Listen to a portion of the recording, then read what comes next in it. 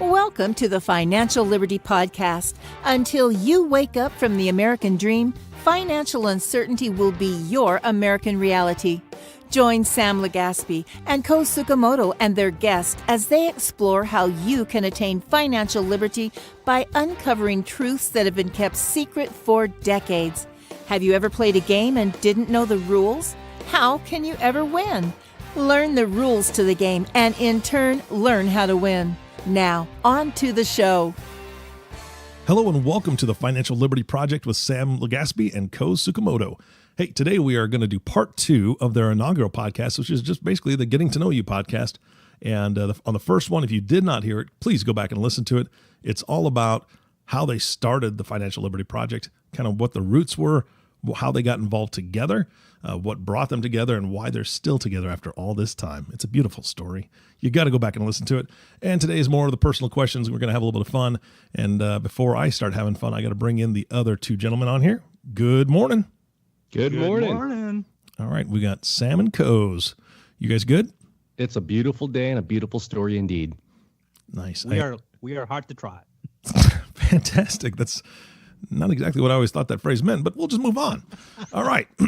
So I've got some questions here. I've got a couple questions that, hopefully will inspire some really good stories, but I'm going to start with a more serious question.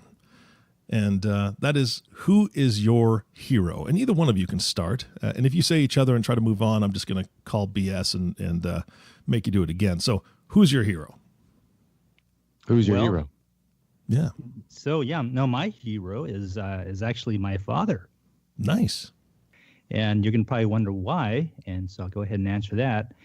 And this is pretty serious, but my dad, he had a pretty tough life as a child, teenager, went through some wars. But he was born in a part of Japan that is now part of Russia, and it's the Sakhalin Island area. But really, they struggle with poverty. And then they struggled with war, and he ended up being a prisoner of war in Russia.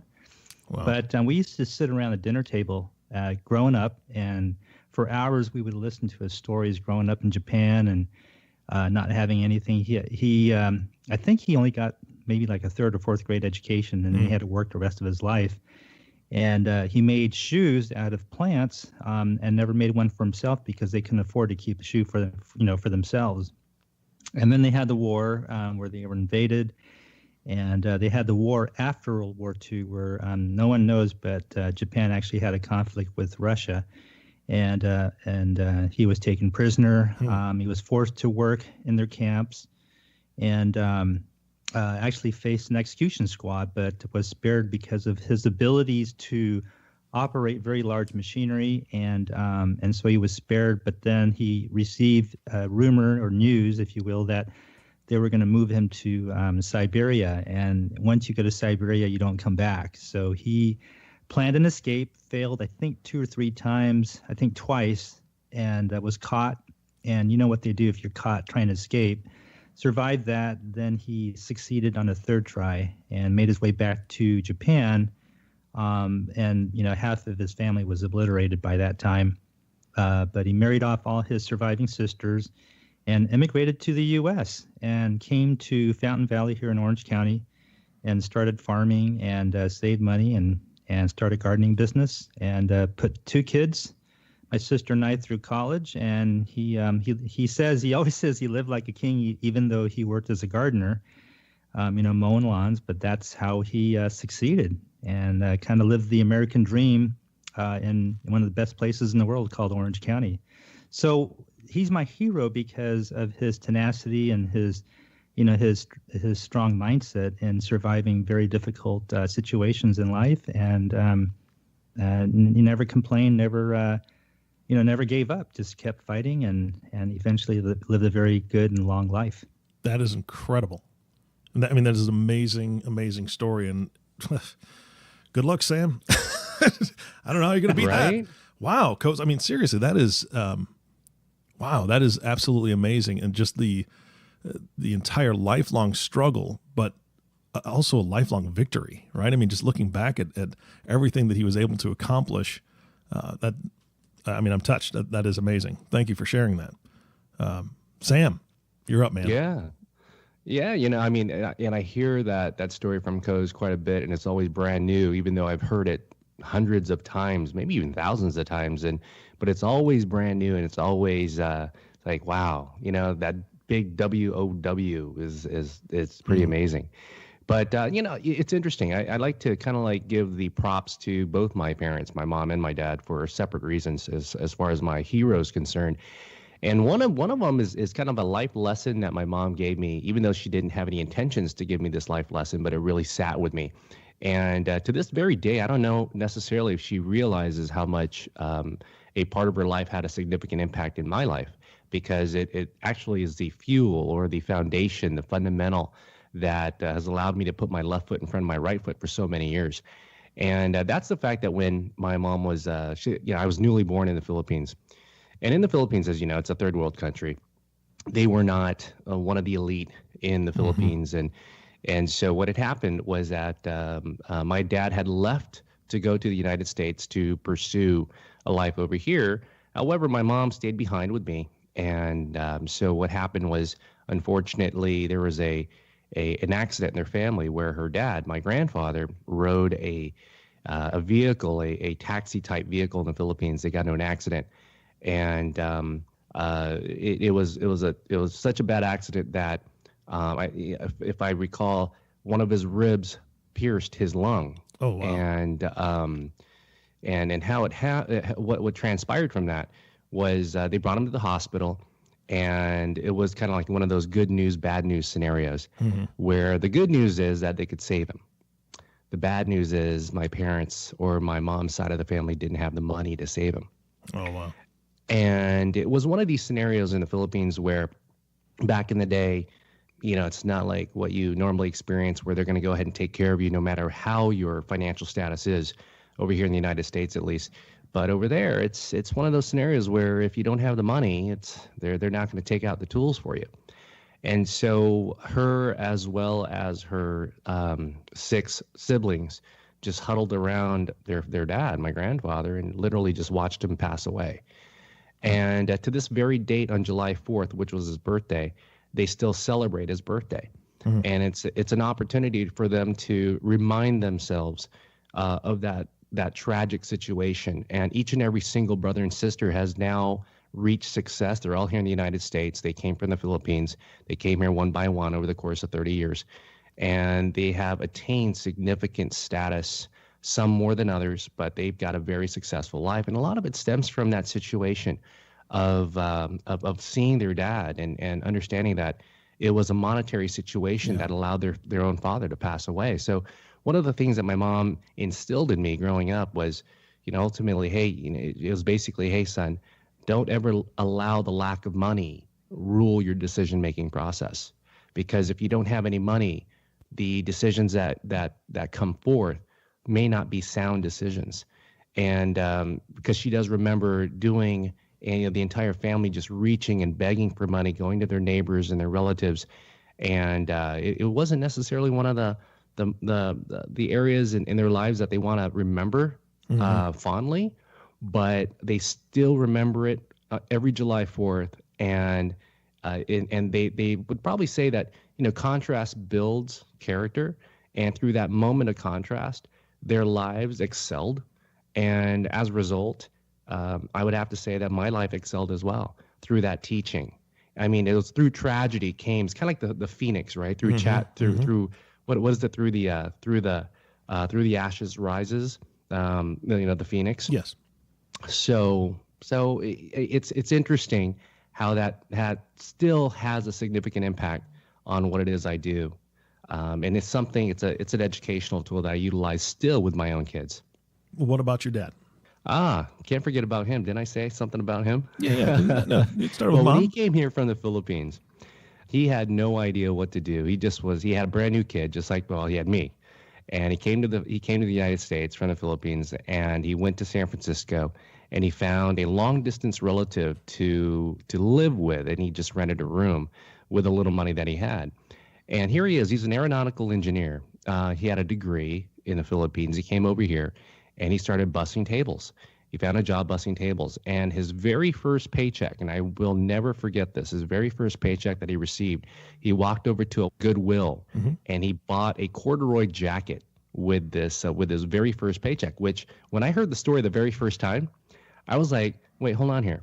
The very first thing you bought with your paycheck was a jacket. In other words, you're right. There was no jacket that you had because in the Philippines, it's very humid and very warm. He doesn't have a thick jacket for cold weather.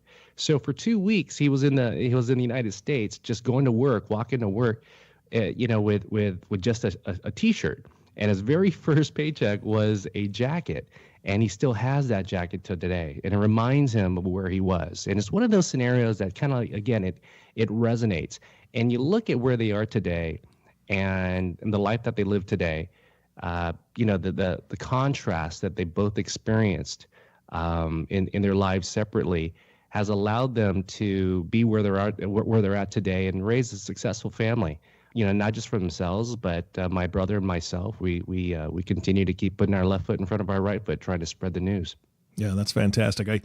I have a picture that I keep on my desktop, and I actually have it as my phone screensaver as well, of this massive blacksmith. And he's got the hammer poised and ready to come down on the anvil, and in his other hand, he's got the sword that's on the anvil that he's shaping. And I use that to remind me that I'm constantly being shaped. And through that pounding and through that painful shaping sometimes, whether it be tragedy, whether it be just life lessons like you guys have both spoken about, I never want the hammer to stop, right? I don't want it to be unpleasant necessarily, but if I'm not being refined, if I'm not being shaped like your families were through tragedy, through hardship, through hard work, through everything that they all went through, there is no refinement process. There is no beauty at the end of that. And the beauty at the end of that, to me, not to get too overly emotional or super weird, but that beauty is you two coming together and forming what you've formed because you've both risen from those ashes and that your family has helped catapult you. That's the word I'm looking for. They've both catapulted you to where you're at now, providing you that foundation to be able to now help a ton of other people. So that's exciting to me. That's awesome. Thank you guys for sharing those. Well, absolutely. The other thing, if I can add, is There's one thing about it that it's a statement that my dad made many, many, many years ago, is that you need a positive ion and a negative ion to turn on a light. And that really resonated with me because a lot of people focus on, okay, well, we want positivity, we want happiness. And of course you do, you want to be positive, but you also have to understand to turn the light on, you also need some of the contrast. You need a positive and a negative ion to turn the light on. Yeah, absolutely. All right, we're going to take it in a different direction, a little bit more lighthearted. I appreciate those stories, but now we're going to get into something a little bit different. I want to know, what is the one thing that you guys recommend to family and friends? And it can be anything. Nothing. Okie dokie. Moving on to the next question. Absolutely. We don't recommend anything. No, anything. Restaurants, food choices, movies. Being with I've got an educational background, and it's kind of like when I'm coming up the street, people recognize that the information I'm going to be providing, if I do recommend anything, is just going to be advice or wisdom or maybe a saying. And a lot of times it's not necessarily wanted, but for the most part, I recommend to people that, hey, focus on being happy. That's really what it basically boils down to, because once you focus on happiness, then what happens is that the universe just continues to keep giving you more of the same. It's like attract like. Mm-hmm. What about you, Koz? This is going to probably tie us back into the subject of money, but it was mentioned before, I think, in the first segment. But I think the thing that people really kind of need to embrace, and I'm going to get a little technical here, but it's the rule of 72. I mean, I find myself offering that knowledge more and more to people, every day that I meet people on the streets or wherever I am, on a golf course, in a classroom setting, but mostly to the younger crowd. And sometimes they'll actually ask me, so, we understand what you do, but what's the thing that you can give me the most? What piece of information should I take with me? Because I probably won't ever see you again. But you got 1 minute, and I always cover the rule of 72 if they're, if I feel they're open to listening to something like that. And what is it? But I know so they're than a minute. Yeah, well, the rule of 72 is simply the law or the mathematical equation that tells you how quickly money can double given a interest rate. And so if you take that number 72 and divide it by an interest rate that you think you can earn consistently on your money, then that gives you the number of years it will take for that money to double. So from there, a person can quickly extrapolate just in their mind while they're driving or doing anything in life, how quickly and how many times they can double their retirement nest egg over the course of their life. Okay. And it's a very powerful tool. Not that I want to, spend another minute or two trying to explain how that works, but you can go back to our first segment. I think we talked about that in the first segment. All right. Yeah. Go back and listen to it. And if it's not there, then write us at whatever address I want to give it to the end, and we'll include it in the next one. All right. Let's go on to the next question. This is my favorite question. Tell us something that most people don't know about you. You got me there. Come on, there's got to be something.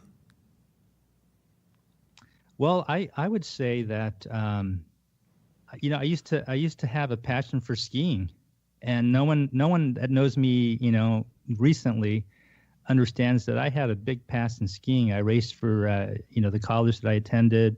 All I did was ski. I used to go up and ski, not even know where I was going to stay, but that's how passionate I was about skiing. And that was just one of my it was the center of my life. But that was so many years ago. Are you talking snow skiing or water skiing? Snow skiing. Got it. Okay. All right. Interesting. Sam.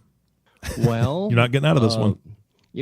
Probably, and here's why I'll probably have to say that a lot of people who know me, they probably, with the exception of Koz, I think is the only one that probably knows this, and by me saying this, he'd probably say, "What are you talking about?" But I'm an avid reader, and it doesn't come across that way.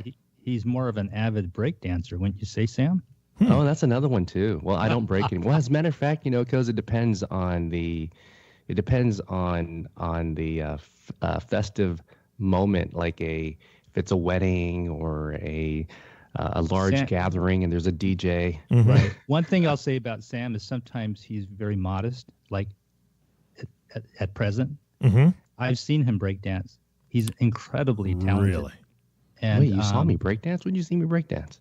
Remember when we were working out over at the gym, and I said, "You breakdance, prove it to me." So he got out on the floor, and he started spinning, and he does all these magical things with his hands, just creating these geometric moves. I mean, it was really it was just like, wow, and kind of a guy in his later years being able to do stuff that I thought only teenagers could do. Yeah, he's old.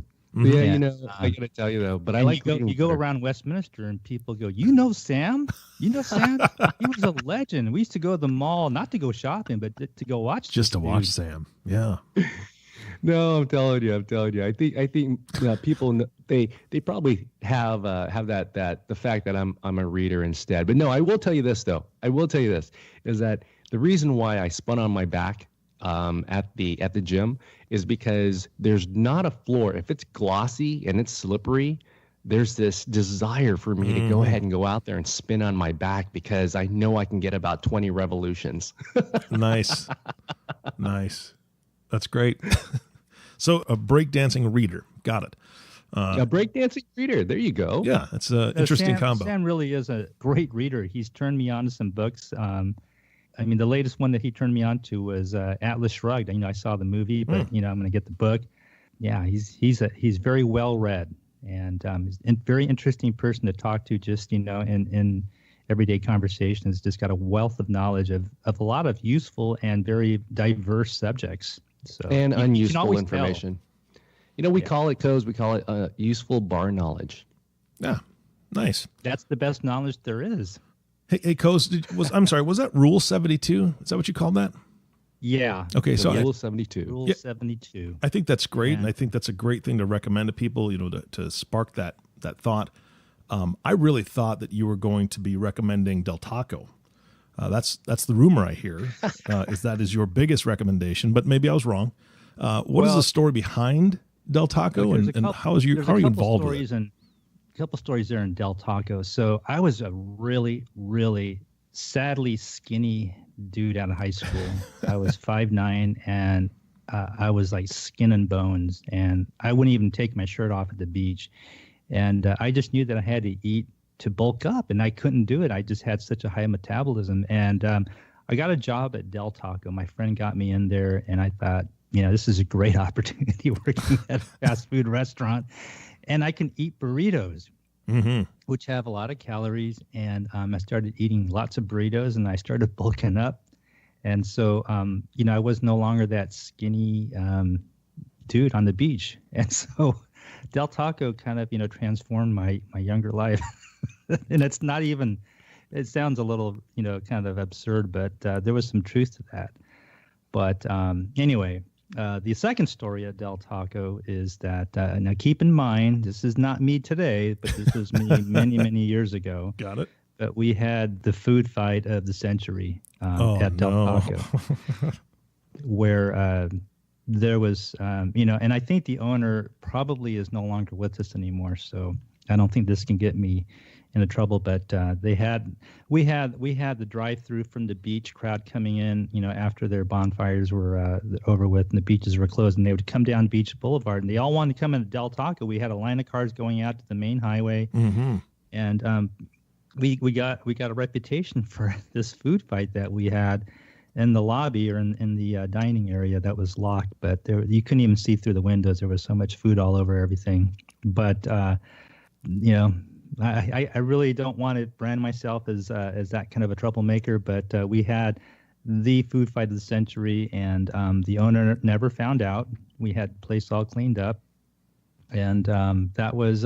If there's one thing you just do wrong in life, that was my one wrong thing, is getting involved in a food fight at a fast food restaurant. Yeah, and I got to tell you, when I heard that story, my jaw dropped, because I've known Koz for a long time, and I'm like, whoa, that is pretty. The trajectory as far as a food fight's concerned is something that is like, OMG, at an establishment like Del Taco. But the moral of the story here, if there is a moral to the story, is that if you are a bodybuilder or a skinny person and you want to bulk up, you eat burritos. Yeah. And well, here's the caveat, though. It works, but it keeps working. So when you get to never stops where you working. want to get to, it keeps going. Even if you stop eating that, that burrito diet, your body is now acclimated to having that stuff, and it just keeps absorbing it. So, we're going to call that the Koz Tsukamoto burrito diet, because John McEnroe ate the Big Mac diet. So he had Big Macs, and it was the Big Mac diet. Just eat like 5, 6, 7 Big Macs a day. That was John McEnroe's. So yours is the Del Taco burrito diet. Wow. I like that. Yeah. Yeah, I think we're safe with this podcast. I don't know what the statute of limitations is in California on a burrito bash, but that's something maybe we should look up before we release this one, just to keep you safe. I like that burrito bash. Yeah, well, you can trademark that if you'd like. I'm not going to use it. All right, next question.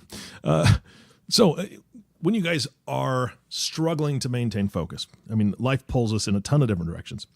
You're having a burrito bash one day, you're breakdancing at the mall the next. When you can't focus or you're having a hard time, what is your motto, mantra, or something that you say to yourself or do that'll help keep you on track?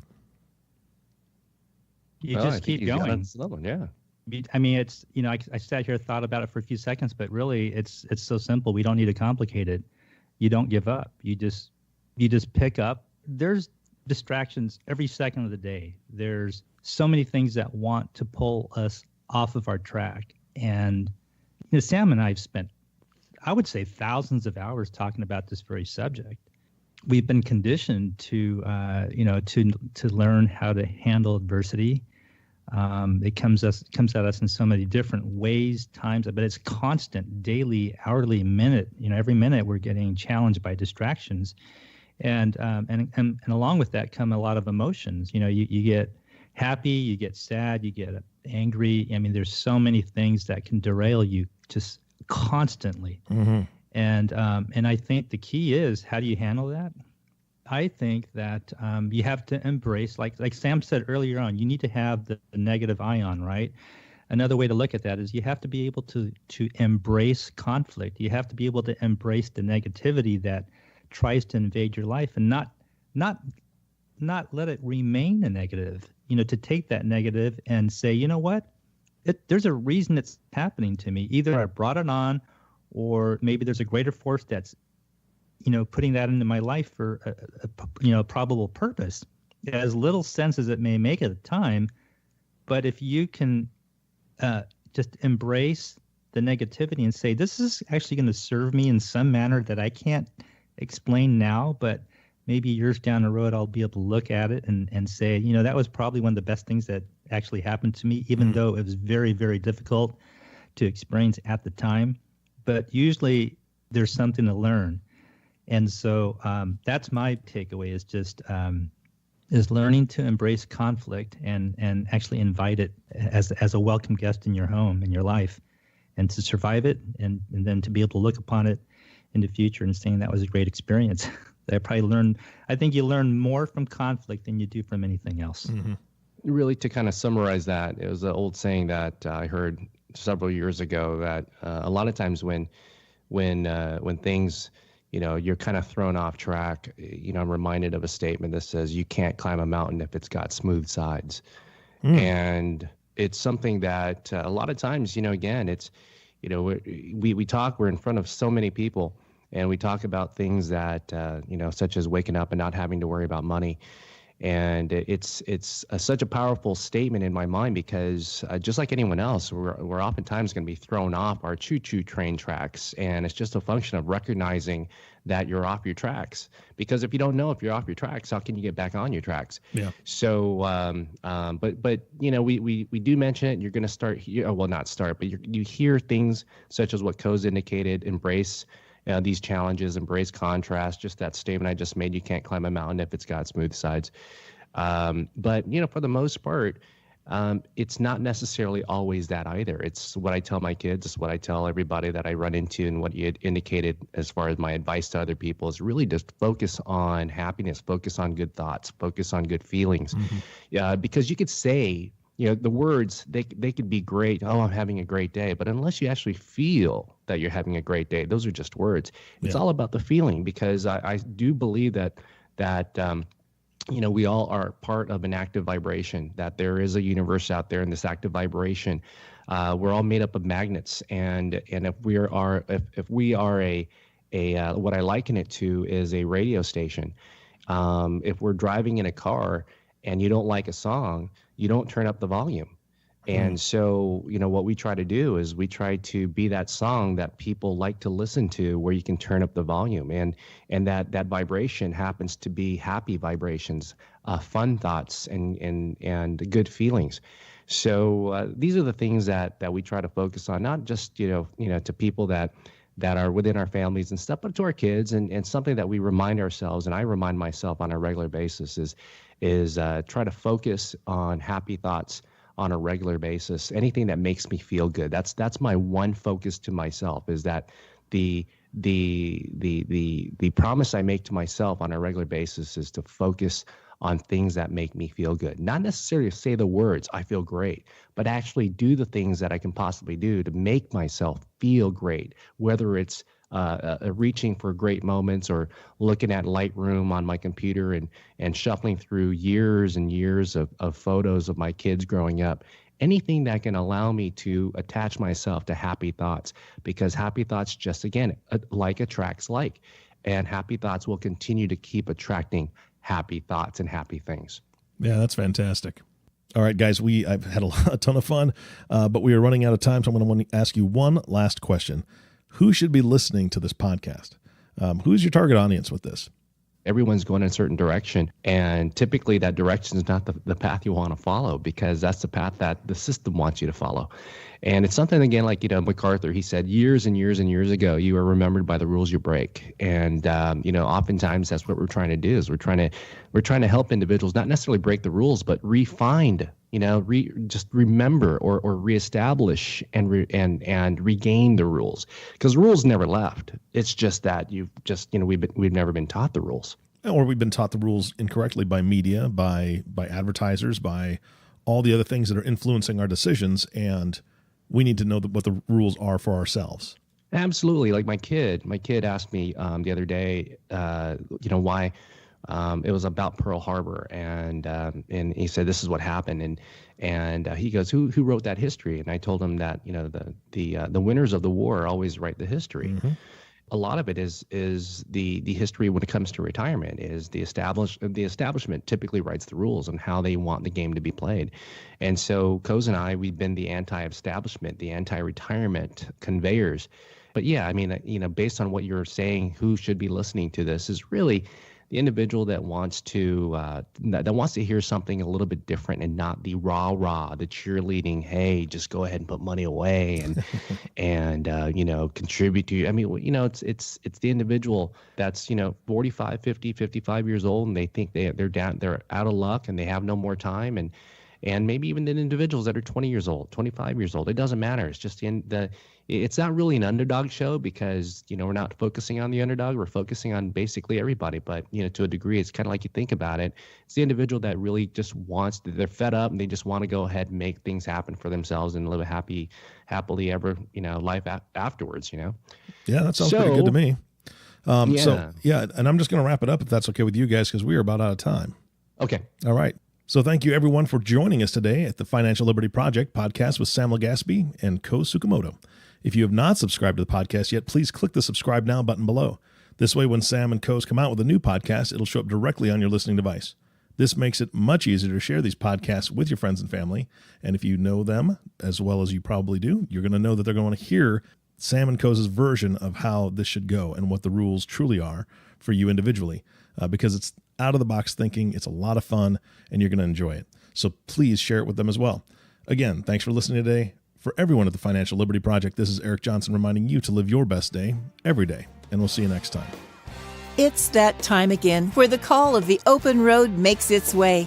We hope good fortune finds you on your own personal road. And until next time, we thank you for listening to the Financial Liberty Podcast. Click the subscribe button below to be notified when new episodes become available.